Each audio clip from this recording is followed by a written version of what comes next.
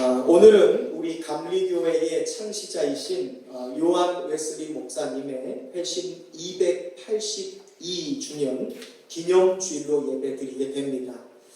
오늘은 이 감리교단이 어떤 교단인지, 감리교회가 어떤 교회인지에 대하여 말씀을 나누고자 합니다.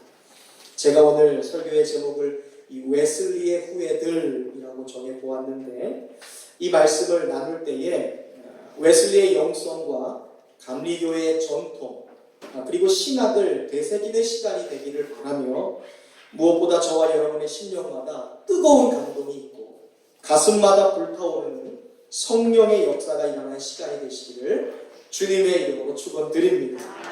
이 시간 잠시 기도하고 말씀 나누겠습니다. 하나님, 오늘 세계의 감리교회는 감리교회의 창시자인 존 웨슬리 목사의 회심을 기념하는 웨슬리 회심 기념주일로 예배를 지키게 됩니다. 18세기 도무지 희망이 없던 타락한 영국의 교회와 사회는 존 웨슬리 목사님 한 사람과 우리 감리교회를 통해 변화되고 회복된 줄로 믿습니다. 오늘 웨슬리 회심 기념주일로 예배하는 우리의 삶에도 하나님을 인격적으로 만남으로 우리 각자의 삶에 놀라운 변화의 열매들이 생겨나게 하옵소서. 오늘 이곳에 모인 성도들을 통하여 우리의 교회와 가정 그리고 사회가 변화되는 놀라운 일들을 나타내시옵소서.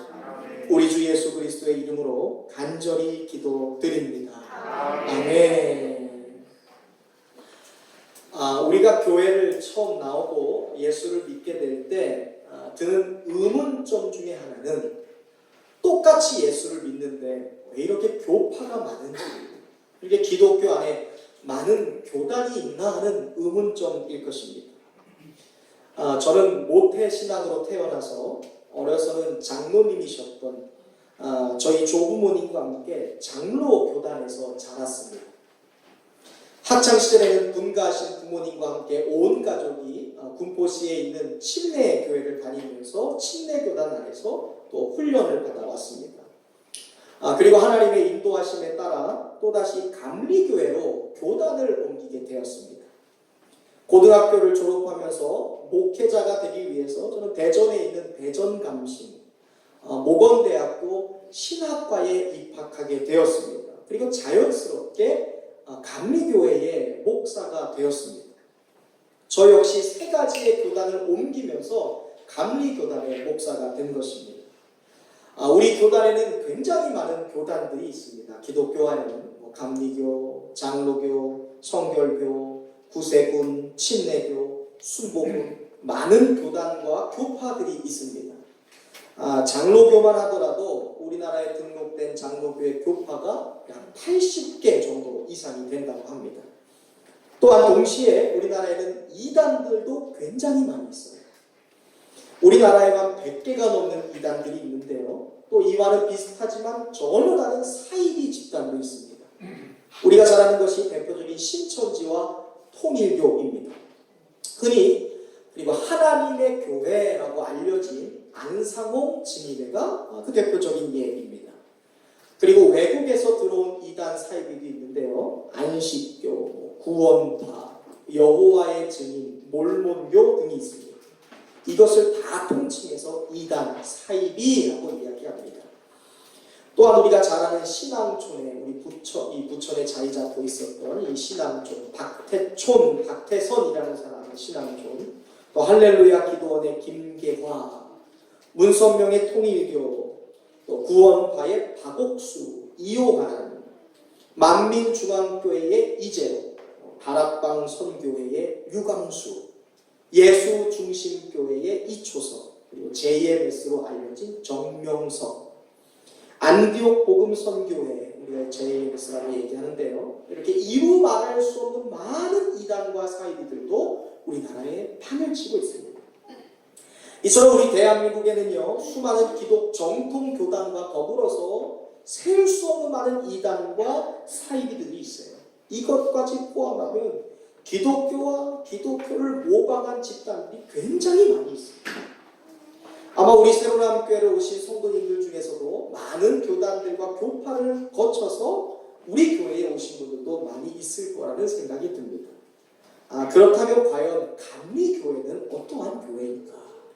감리교회는 무엇을 믿는 교회일까? 교단일까? 오늘 이것을 함께 나누고 은혜를 나누고자 합니다. 오늘 이 시간 우리가 함께 신앙생활하고 있는 이 새로운 교회, 그리고 우리 교회가 속한 이 교단, 감리교회는 어떤 교단인지 우리가 정확하게 알고 바르게 알아서 오늘날 온갖 이단과 사이비에 현혹되지 않는 성도, 그리고 바르고 굳건한 신앙을 가진 성도들이 될 수 있기를 다시 한번 주님의 이름으로 축원드립니다. 자, 감리교회는 어떠한 교회일까요?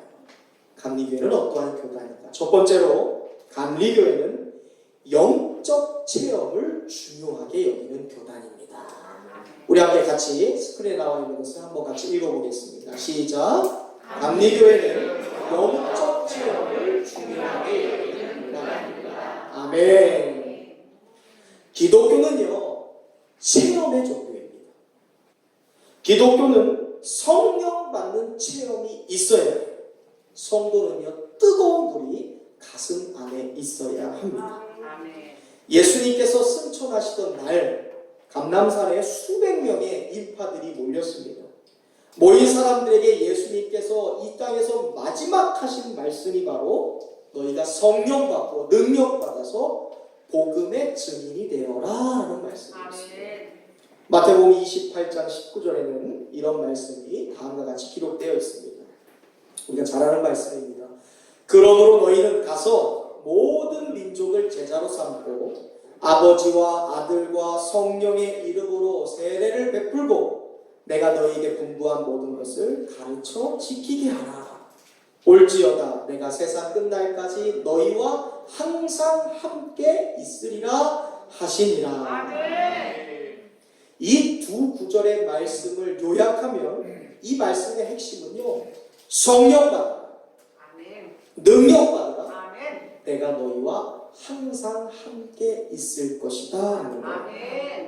예수님께서 이 땅에서 하신 마지막 말씀은요, 바로 체험적 신앙을 가지라 였습니다.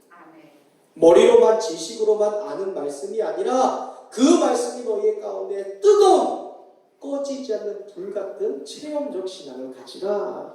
내가 너희와 항상 함께 있을 것이다. 주님이 말씀하신 이 체험, 이것이 바로 감리교회를 상징하는 단어입니다. 감리교회가 바로 이 체험에서 나왔기 때문에 그렇습니다. 우리 감리교회의 창시자였던 우리 존 웨슬리, 요한 웨슬리 목사님은요, 18세기의 영국 사람이었습니다. 21세기를 사는 우리와는 시간과 공간적으로는 굉장히 동떨어져 있는 분이 바로 이 요한 웨슬리 목사님입니다. 그럼에도 불구하고 이 웨슬리가 남겼던 신학적인 유산과 그의 영성은 오늘날 전 세계의 8천만 명의 감리교인들을 뛰어넘어서 많은 그리스도인들에게 여전히 가슴속에 뜨거운 감동과 도전을 주고 있습니다. 그것에는 그만한 이유가 있어요.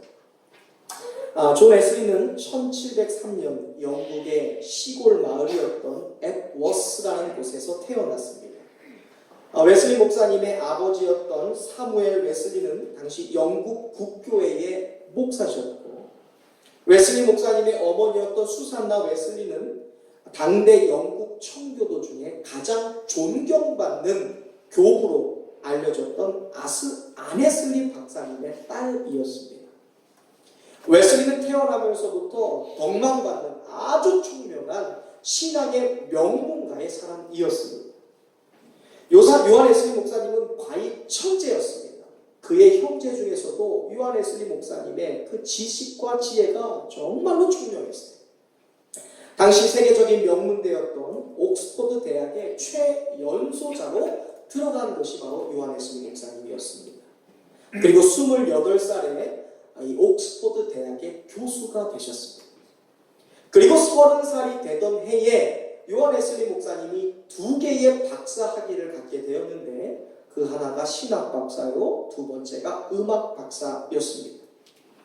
대학 시절에는 홀리클럽, 이 신성회라고 하는 경건훈련 모임을 대학교에 만들었습니다. 그리고 철저히 시간을 지켜서 성경을 연구하고 규칙을 정하여 학생들과 함께 경건 생활에 매진했습니다.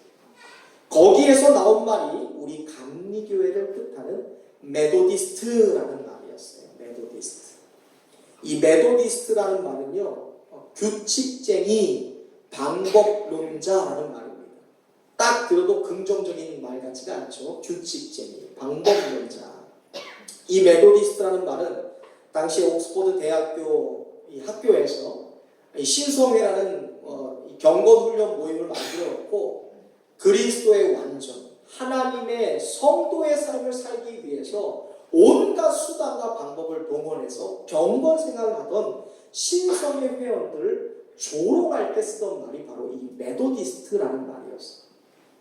그러니까 신성회 홀리클럽 멤버들이 시간을 지켜서 기도회를 하고 말씀을 보는 그 모습들을 보면서 학생들이 저런 규칙쟁이들, 저런 방법론자들, 메도디스트라고 조롱하면서 놀렸던 것입니다. 그러나 존 웨슬리 목사님은 이 메도디스트라는 별명을 아주 자랑스럽게 여겼어요. 웨슬리가 만들었던 이 신성회의 규칙과 활동은 다음과 같습니다. 제가 몇 가지만 좀 소개해 볼게요.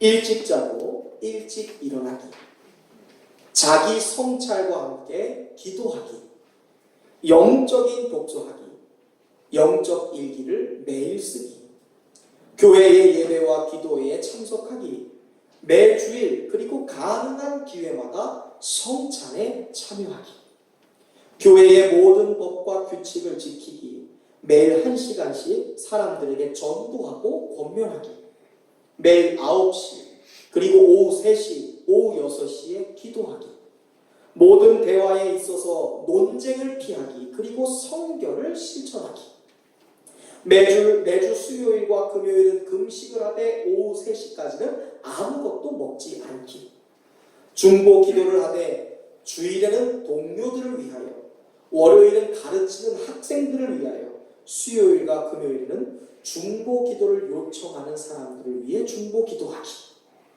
감옥의 죄수들을 방문하여 돕기, 매주 정기적으로 병든 사람들을 방문하여 그들을 돕기, 가난한 사람들을 방문하여 돌보기, 가난한 집 어린 아이들을 위하여 학교를 설립하고 가르치기, 수입 중에서 필요한 필수적인 생활비를 제외하고는 모든 것을 남을 위해서 사용하기. 존 웨슬리는 자기의 마음속에 품고 자신의 인생의 목표로 삼았던 완벽한 성결, 그리스도인의 완전이라는 신앙의 가치를 이 메도디스트, 자그마한 소그룹인 신성회, 그 안에서 이루어지는 영적 연합 경건 생활을 통해 이루어 보고자 했어요. 즉 감리교회의 시작인 이 신성회라는 것은요, 세상 속에 있었던 수도원이었습니다. 크리스찬답게, 믿는 성도답게 그 경건을 훈련하고 서로 그 경건에 힘쓰는 모임.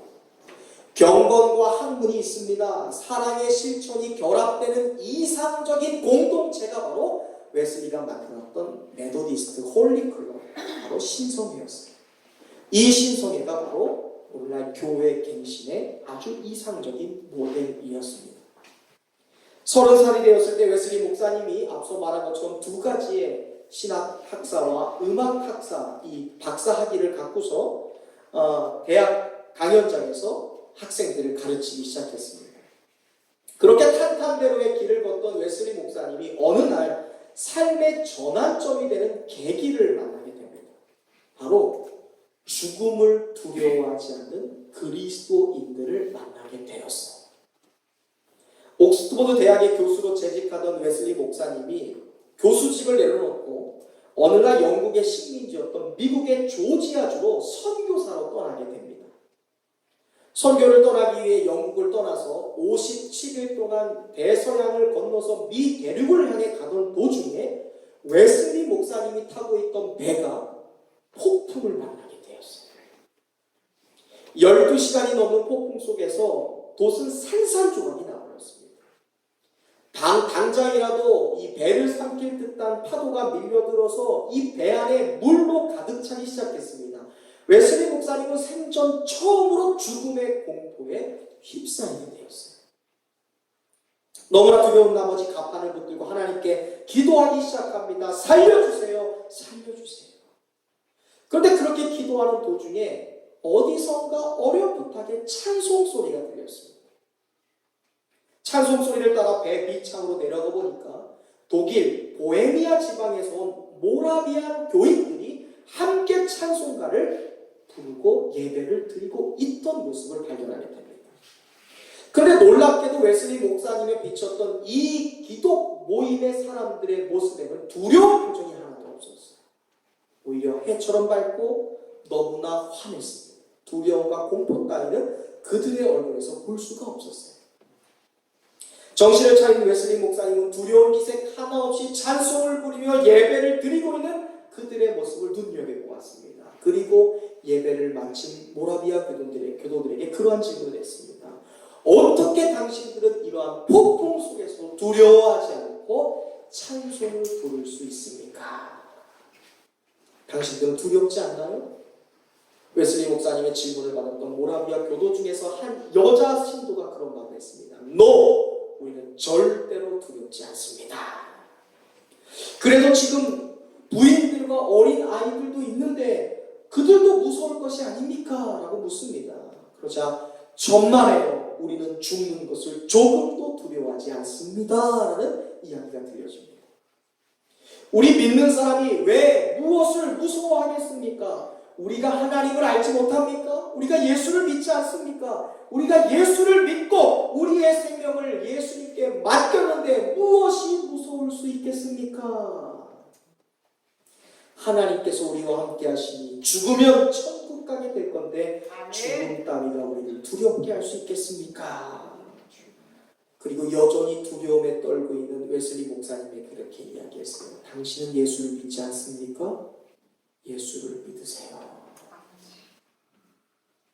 그 순간 웨슬리는 죽음을 두려워하지 않는 이들을 보면서 큰 충격을 받았습니다. 그리고 동시에 구원받은 백성의 모습이 과연 이런 것이어야 된다라는 깨달음이 임했습니다. 그리고 자신을 향해 전도하는 그 여신도의 모습에 부끄러움을 느끼는 동시에 한편으로 마음속에 큰 고통을 느꼈어요. 왜? 자신이 그동안 형식만 있고 분명한 믿음이 없다는 것을 깨달았기 때문이에요. 자신이 30살이 넘는 순간 수많은 경건 생활의 규칙과 범주들을 정해서 형식을 통해 하나님을 믿고 숨기고 있었는데 진정한 구원받은 백성의 모습, 믿음을 가진 사람의 모습, 죽음도 두려워하지 않는 그 성도들이 오히려 목사인 자기를 역으로 전도하는 모습에 내가 형식만 있고 믿음이 없다라는 딜레마에 빠지게 되는 거예요. 그의 웨슬리 목사님이 영국에 돌아왔습니다. 그리고 해결되지 않은 그 고민을 가지고 기도하면서 살기 시작합니다. 웨슬리는 하나님의 사랑을 경험하는 체험하는 신앙, 체험적 신앙이 반드시 필요하다는 사실을 뼈저리게 그 폭풍 속에서 느꼈지만 아직까지도 자신은 체험하지 못했었어요. 그러던 중 웨슬리가 1738년 5월 24일 런던의 올더스테이트 거리에서 진행되었던 한 모라비아 교인들 모임, 성경 읽는 모임 예배에 참석을 하게 됩니다. 저녁 8시 45분입니다. 누군가 서서 읽었던 오늘 본문인 로마서 1장 16절에서 17절 말씀, 오직 의인은 믿음으로 말미암아 살리라. 이 말씀을 듣는 도중에 웨슬리 목사님이 마음이 뜨거워지는 경험을 했어요. 내가 그동안 은혜라는 것이, 구원이라는 것이 나에게 있는 형식과 방법, 규칙을 통해서 이루어지는 것이다. 내가 보았던 성경과 전통과 이성을 통해 내가 구원을 이루는 것이다 라고 생각하고 그렇게 전통과 이성과 성경을 붙잡고 살았는데, 그리고 그것을 지키기 위해 규칙과 방법들을 만들어서 신성구락구의 그 많은 조항들을 지키며 살았는데 당신은 형식만 있고 믿음이 없었는데, 오늘 로마서 1장 16절에서 17절 말씀, 오직 의인, 구원받는 사람은 믿음으로 말미암아 되는 것이다 라는 그 말씀을 듣고 마음이 뜨거워지는 것을 성령이 그 안에 찾아오신 것입니다. 여러분, 웨슬리는요, 모태신앙이었어요. 그의 아버지였던 사무엘 웨슬리는 영국 국교회의 목사이자 에버스 교구의 담임 목사님이셨습니다. 웨슬리 선조들은 신앙으로 교회와 가정과 나라를 지켰던 천년의 믿음의 가문이었어요. 웨슬리 가문이요. 그의 어머니였던 그 수산나 웨슬리도 앞서서 말씀드린 것처럼 당대 최고의 청교도의 교부였던 아네슬리 박사의 사랑받는 딸이었어요. 어마어마한 신앙 가문의 아들이었습니다. 그리고 영국 성공의 목사였습니다. 신앙의 명문가에서 자란 사람이 웨슬리 목사님이었습니다. 그리고 최고의 대학이었던 옥스포드 대학의 교수까지 올랐습니다. 그러나 그에게는 해결되지 않은 문제가 있었어요. 형식만 있고 믿음은 없다는 문제였어요. 구원에 대한 확신이 없었던 것입니다. 열심을 다했습니다. 신앙을 지키기 위해 노력했지만 구원의 확신이 없었기 때문에 웨슬리는 두려워했고 기쁨이 없는 신앙생활을 계속했어야만 했습니다. 그러던 그가 일생 처음으로 체험을 한 거예요. 그러던 그가 일생 처음으로 성령을 체험한 것입니다. 그날 밤의 기억을 웨슬리는 자신의 일기에서 이렇게 기록하고 있어요. 그날 밤 예수 그리스도를 믿는 믿음으로 이루어지는 하나님이 주시는 변화의 역사에 대해 설명을 듣고 있을 때 난 이상하게도 내 마음이 뜨거워지는 것을 느꼈다.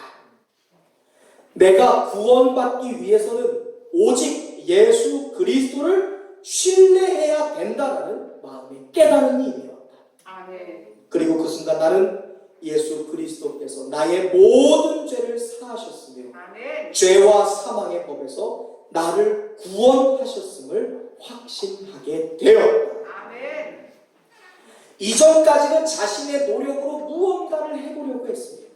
수단과 방법을 동원했습니다. 그런데 성령이 웨슬리 목사님의 마음에 들어오실 때 이제는 방법이 아니라 규칙이 아니라 형식이 아니라 하나님의 은혜로 내가 구원받았다라는 사실을 경험하고 체험하게 되는 거예요. 아멘. 이것이 바로 웨슬리 목사님의 고백이자 감리교회의 시작이 되었던 체험, 성령의 역사입니다. 아멘. 그동안 웨슬리 목사님은요, 성경, 솔라피데, 오직 성경으로라고 얘기했던 종교 이 개혁의 그 기치를 붙들고 지나갔습니다. 오직 성경. 성경이 신학의 가장 큰 축이다. 그리고 전통이다. 그리고 이성이다. 이 세 가지를 가지고 신성불학교를 신성의 홀리클럽을 운영해 나갔습니다. 그런데 이 성령 체험이 있고 난 다음에 웨슬리는 성경과 전통과 이성은 반드시 경험, 성령 체험으로 이루어지는 것이다. 아멘. 그래서 감리교회 4대 신학이 성성, 전통, 이성, 체험이에요. 아멘. 이 네 가지 신학이 바로 감리교회 4대 신학입니다. 우리 감리교회는 체험을 믿는 교단이에요. 우리 감리교회는 가슴이 뜨거워지는 성령 체험을 믿는다는 교단. 아멘.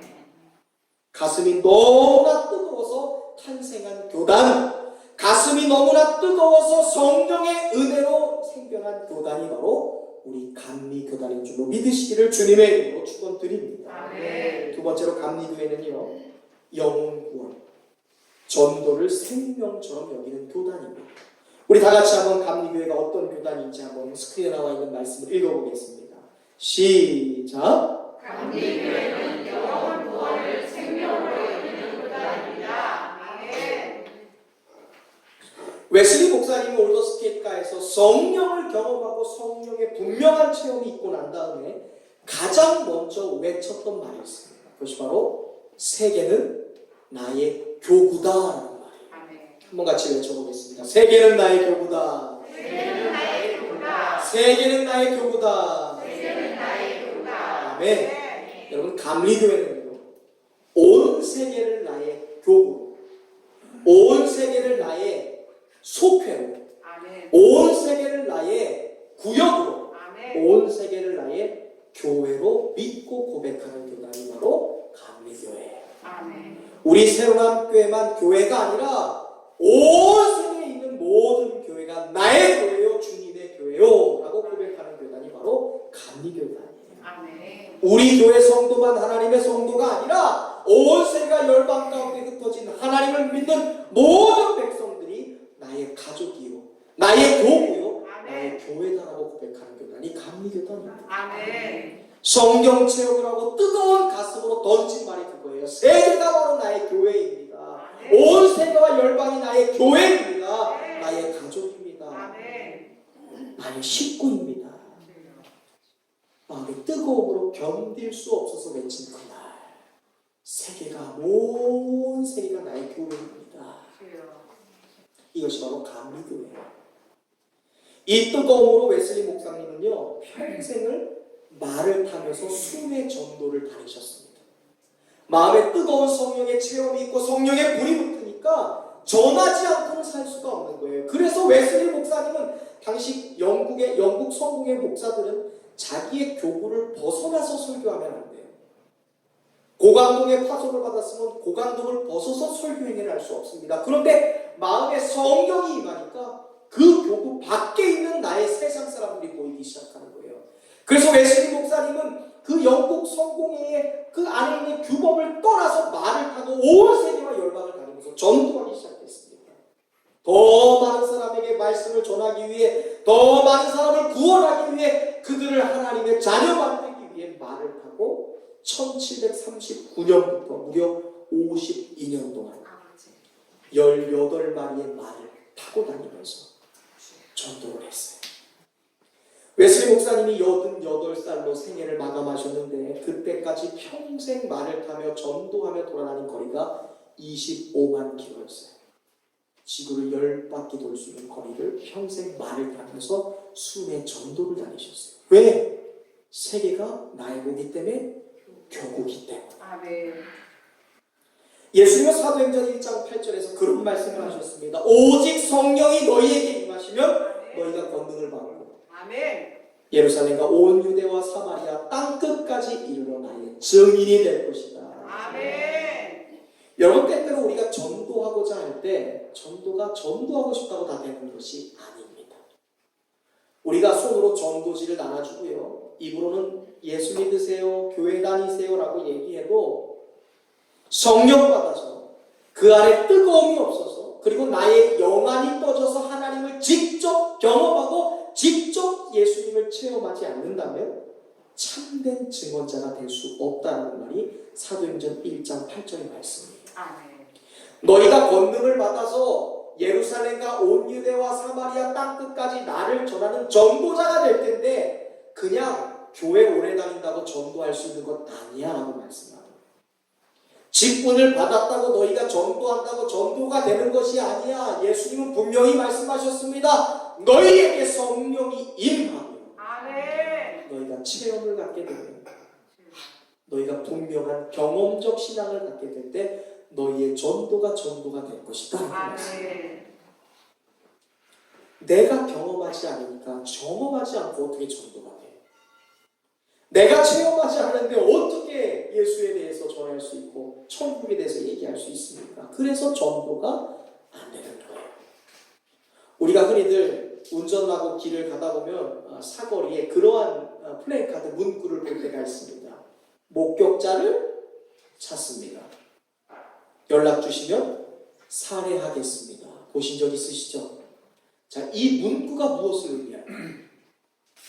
이 자리에서 사고가 난 것을 아는 분 있으면 연락 주세요일까요?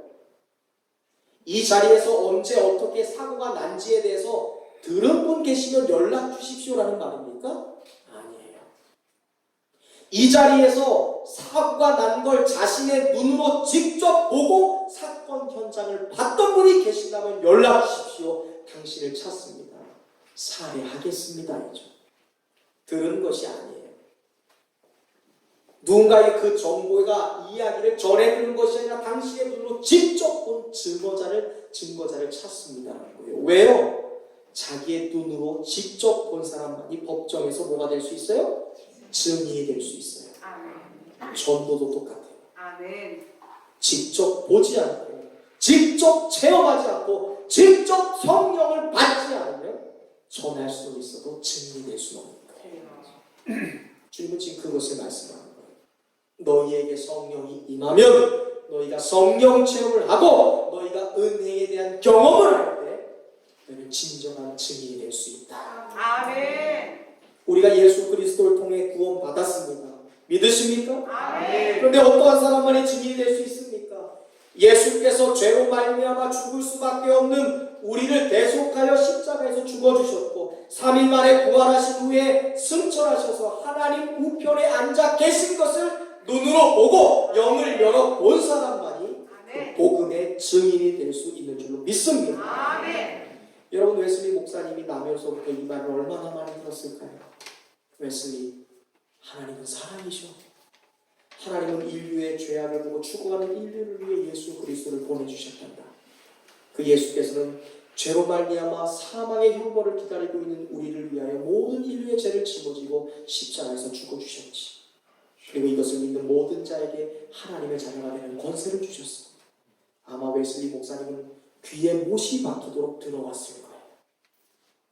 아버지 목사이시죠. 할아버지도 목사입니다. 1000년 동안 이어졌던 신앙의 가문의 사람이었습니다. 그는 옥스포드 대학교의 신학교 박사였습니다. 교수였습니다. 들은 것은 너무나 많았어요. 그런데 배워서 아는 것은 많았지만 그 지식을 가지고 미국 조지아의 선교사를 나왔을 때 1년 10개월 동안 그 지식 들은 것 가지고 단 한 명도 웨슬리를 구원할 수 없었어요.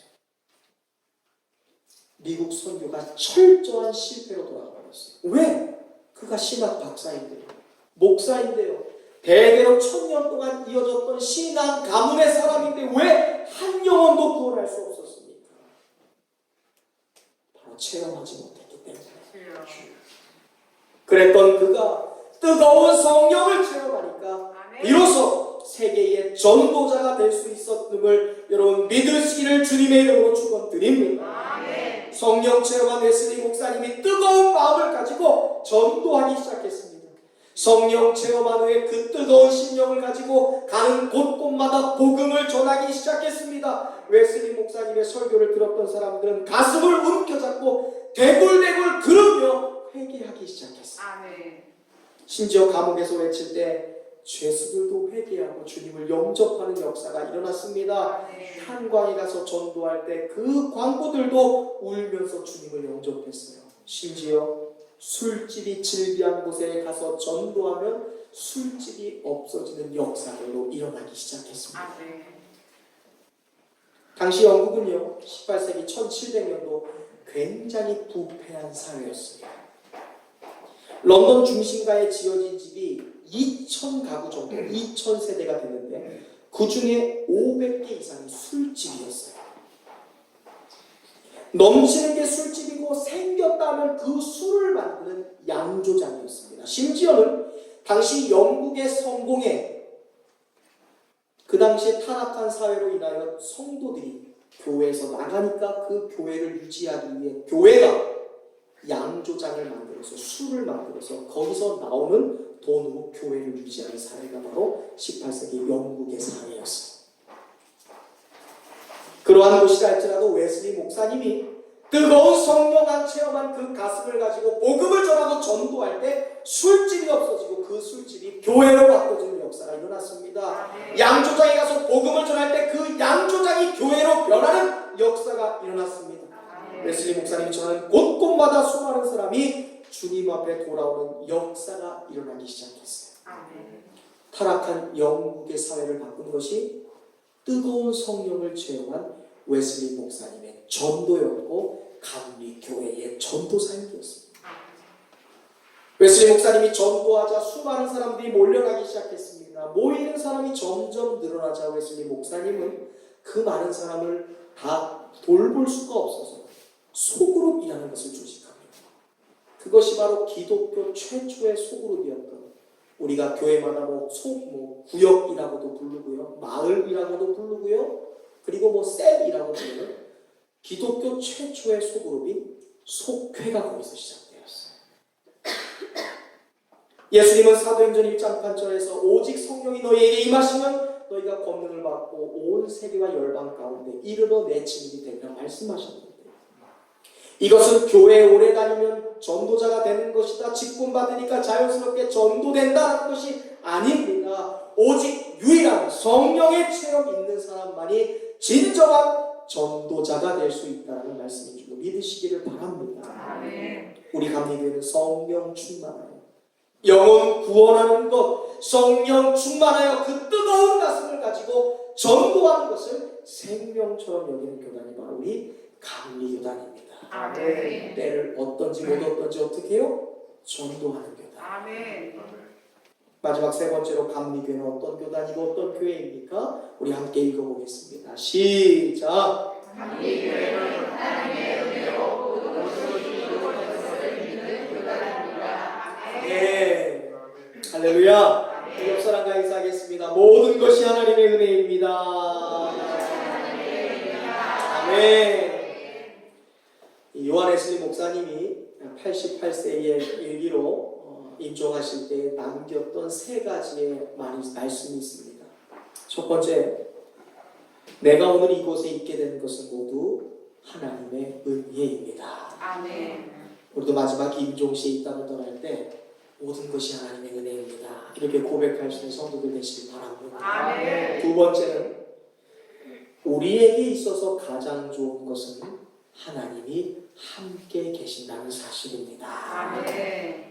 세상에 많은 좋은 것이 있습니다. 그 중에 가장 좋은 것이 하나님이 나와 함께 있다는 사실. 아멘. 그것이 두 번째의 고백이었습니다. 마지막 세 번째 남긴 말이 우리 하늘나라에서 다시 만납시다. 아멘. 이제는 피곤해서 쉬어야겠습니다. 였어요. 자신이 달려갈 길, 마칠 사역을 다 마친 후에 모든 것이 하나님의 은혜이고 하나님이 나와 함께 하시는 것이 가장 좋은 것이고 그 달려갈 길 다 마쳤으니 이제 좀 쉬겠으니 천국에서 다시 만납시다. 아멘. 웨슬리 목사님은 은혜로 시작하여 은혜를 통과하여 은혜로 삶을 마치신 귀한 목사님이셨어요. 여러분, 우리 감리교회는 나와 함께 하시는 하나님을 믿는 교단인 줄로 믿으시기를 바랍니다. 임마누엘의 하나님, 나와 함께 하시기 때문에 내가 존재하고 있다는 것을 고백하는 교단이 감리교단입니다. 임마누엘 하나님이 지금까지도 영원토록 나와 함께 하시기 때문에 내가 이 자리에 서 있을 수 있습니다라고 고백하는 교회가 바로 우리 감리교회예요. 웨슬리 목사님이 살던 18세기 영국 사회는요, 노예 제도가 성행을 하던 시기였습니다.